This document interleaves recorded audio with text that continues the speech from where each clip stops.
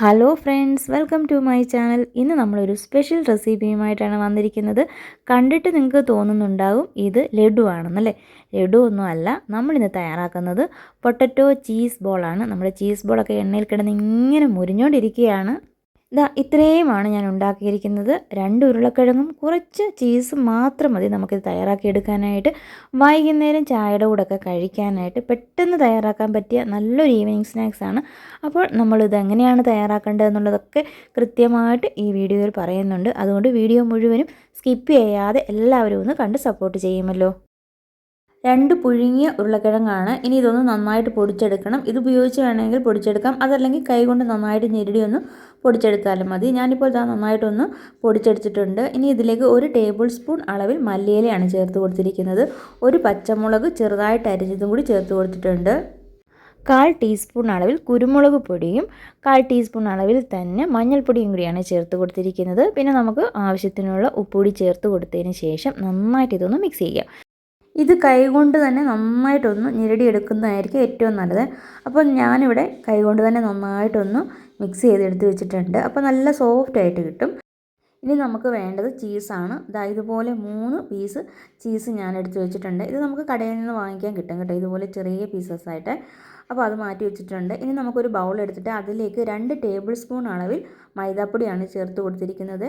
അതേ അളവിൽ തന്നെ ഇതിലേക്ക് കോൺഫ്ലോറും കൂടി ചേർത്ത് കൊടുക്കണം. 2 ടേബിൾ സ്പൂൺ അളവിൽ തന്നെ വേണം ഇത് രണ്ടും ചേർത്ത് കൊടുക്കാനായിട്ട്. ഇനി ഒരല്പം ഉപ്പും ചേർത്ത് കൊടുക്കാം. അത് കഴിഞ്ഞപ്പോൾ ഞാനിതിലേക്ക് 1/4 ടീസ്പൂൺ അളവിൽ കുരുമുളക് പൊടിയാണ് ചേർത്ത് കൊടുത്തിരിക്കുന്നത്.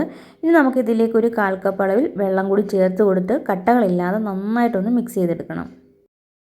ഇവിടെ ഞാനിപ്പോൾ നല്ലതുപോലെ ഒന്ന് മിക്സ് ചെയ്തെടുത്തിട്ടുണ്ട്. ഒരുപാട് അങ്ങ് വെള്ളമായി പോകരുത്. വെള്ളം ഒഴിച്ചു കൊടുക്കുമ്പോൾ കുറേശ്ശെ ഒഴിച്ചിട്ട് വേണം നന്നായിട്ട് മിക്സ് ചെയ്തെടുക്കാനായിട്ട്. ഇനിയിപ്പോൾ ഇത് നമുക്കങ്ങ് മാറ്റി വെക്കാം. ഇത് ബ്രെഡ് പൊടിയാണ്. 2 ബ്രെഡ് ഒന്ന് നന്നായിട്ടൊന്ന് പൊടിച്ചെടുത്തിട്ടുണ്ട്. ഇതങ്ങ് മാറ്റി വെക്കാം. ഇനി നമ്മൾ ആദ്യം തന്നെ കുഴച്ച് വെച്ചിരിക്കുന്ന ഉരുളക്കിഴങ്ങൊന്ന് എടുത്തിട്ട് ചെറിയ ബോളാക്കി എടുക്കുക. അതിൻ്റെ നടുക്ക് ചെറുതായിട്ട് ഇതുപോലെ ഒന്ന് കുഴിച്ചു കൊടുത്തിട്ട് നമ്മൾ കട്ട് ചെയ്ത് വെച്ചിരിക്കുന്ന ചീസ് ഇതിലേക്ക് ചേർത്ത് കൊടുക്കാം. നമ്മൾ എടുത്തിരിക്കുന്ന ചീസ് വലിപ്പമുള്ളതായതുകൊണ്ട് ഞാനതൊന്ന് 4ആയിട്ട് കട്ട് ചെയ്തിട്ടുണ്ട് കേട്ടോ. എന്നിട്ടാണ് ഇതുപോലെ ഉള്ളിലേക്കാക്കി വെച്ചിട്ട് ചെറിയ ഉരുളകളാക്കി എടുക്കുന്നത്. ഇങ്ങനെ ഇതുപോലെ എല്ലാം നമുക്കൊന്ന് ഉരുട്ടിയെടുത്താൽ മതി. പിന്നെ നിങ്ങൾ ഈ ഉരുളക്കിഴങ്ങ് ഇങ്ങനെ ഉരുട്ടിയെടുക്കുന്ന സമയത്ത് കയ്യിൽ ഒട്ടിപ്പിടിക്കുമായിരിക്കും.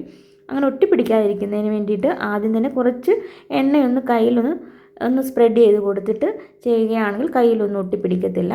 നമുക്ക് ഇതേപോലെ തന്നെ എല്ലാം ഒന്ന് ഉരുളകളാക്കിയെടുക്കാം. ഞാനിവിടെ എല്ലാം നന്നായിട്ടൊന്ന് ഉരുട്ടിയെടുത്തിട്ടുണ്ട്. എനിക്ക് 9 എണ്ണമാണ് ഉണ്ടാക്കാനായിട്ട് കഴിഞ്ഞിരിക്കുന്നത്. ഇനിയിപ്പോൾ ഇത് നമുക്ക് മാറ്റി വെക്കാം. അതിനുശേഷം നമ്മൾ നേരത്തെ തയ്യാറാക്കി വെച്ചിരിക്കുന്ന മൈദയുടെ മിക്സും അതുപോലെ തന്നെ ആ ബ്രെഡ് പൊടിയും കൂടി എടുത്ത് വെച്ചിട്ട് ഓരോ ഉരുളകൾ ഇതുപോലെ മൈദാമാവിലേക്ക് മുക്കി കൊടുക്കുക. അതിനുശേഷം ബ്രെഡ് പൊടിയിലേക്ക് ഇട്ട് നന്നായിട്ട് എല്ലാ വശങ്ങളിലും നന്നായിട്ട് അതൊന്ന് ആക്കി കൊടുക്കുക. നമ്മൾ കട്ട്ലേറ്റൊക്കെ ഉണ്ടാക്കുമ്പോൾ ചെയ്യത്തില്ല എന്ന് പറഞ്ഞതുപോലെ നന്നായിട്ട് എല്ലാ വശങ്ങളിലേക്കും ബ്രെഡ് പൊടിയൊക്കെ ഒന്ന് ആക്കിയതിന് ശേഷം ഇത് മാറ്റി വെക്കാം. ഇതുപോലെ തന്നെ എല്ലാം നമുക്ക് ഈ മൈദാപ്പൊടിയിൽ മുക്കി ബ്രെഡ് പൊടിയിലൊന്ന് നന്നായിട്ടൊന്ന് കവർ ചെയ്തെടുത്താൽ മതി. അങ്ങനെ പെട്ടെന്ന് എല്ലാം തന്നെ നമുക്ക് ഇതുപോലെ ഒന്ന് ഉണ്ടാക്കിയെടുക്കാം. അങ്ങനെ ഞാൻ എല്ലാം ഒന്ന് ഉണ്ടാക്കിയെടുത്തിട്ടുണ്ട് കേട്ടോ. നമ്മുടെ ആ ബോൾസൊക്കെ നല്ലതായിട്ട് നമ്മൾ ആ ബ്രെഡ് പൊടിയിലൊക്കെ മുക്കിയെടുത്ത് മാറ്റി വെച്ചിട്ടുണ്ട്. ഇനി നമുക്ക് എണ്ണ ചൂടായി കഴിഞ്ഞാൽ അതിലേക്കിട്ട് നന്നായിട്ടൊന്ന് ഫ്രൈ ചെയ്തെടുത്താൽ മതി. അപ്പോൾ ഞാൻ എണ്ണ ചൂടാക്കാൻ വെച്ചിട്ടുണ്ടായിരുന്നു. എണ്ണ നന്നായി ചൂടായതിന് ശേഷം സ്റ്റൗവിൻ്റെ ഫ്ലെയിം മീഡിയത്തിലാക്കി കൊടുത്തിരിക്കുകയാണ്. അതിന് ശേഷമാണ് നമ്മളിതിലേക്ക് ഓരോന്നായിട്ട് ഇട്ട് കൊടുക്കുന്നത്.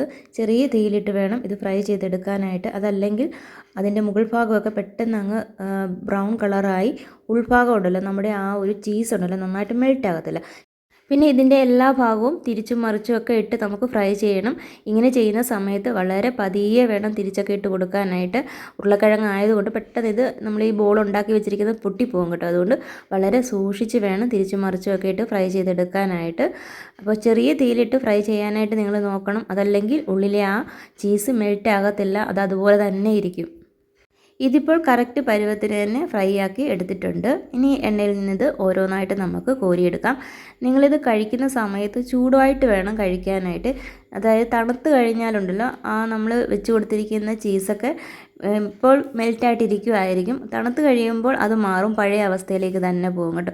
ചൂടായിട്ട് കഴിക്കുമ്പോൾ നമ്മൾ പിസ്സയൊക്കെ കഴിക്കുമ്പോൾ ഈ മോസറല്ല ചീസ് ഒക്കെ ചേർത്തിട്ട് അതിങ്ങനെ നമ്മൾ കട്ട് ചെയ്തിട്ട് ഇങ്ങനെ എടുക്കൂലേ, വലിച്ചെടുക്കുമ്പോൾ ആ ചീസൊക്കെ ഇങ്ങനെ വലിഞ്ഞ് വരുന്ന കണ്ടിട്ടില്ലേ എന്ന് പറഞ്ഞതുപോലെ തന്നെ നമ്മൾ ഈ ഒരു ചീസ് ബോൾ കഴിക്കുമ്പോഴാണെങ്കിലും അതുപോലെ തന്നെ നമ്മളിങ്ങനെ മുറിച്ചെടുക്കുമ്പോൾ നമുക്കറിയാം ഉള്ളിലെ ആ ചീസൊക്കെ നന്നായിട്ട് മെൽറ്റായി ഇങ്ങനെ നല്ല ജ്യൂസി ആയിട്ട് കിട്ടും നമുക്ക്.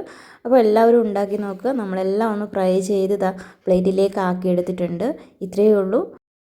അങ്ങനെ നമ്മുടെ പൊട്ടറ്റോ ചീസ് ബോളൊക്കെ നിങ്ങൾക്ക് ഇഷ്ടമായി കാണുമെന്ന് കരുതുന്നു. ഇഷ്ടമായിട്ടുണ്ടെങ്കിൽ ലൈക്ക് ചെയ്യുക. അതുപോലെ തന്നെ നിങ്ങളുടെ അഭിപ്രായങ്ങൾ മറക്കാതെ കമൻറ്റ് ബോക്സിൽ അറിയിക്കുകയും ചെയ്യണം.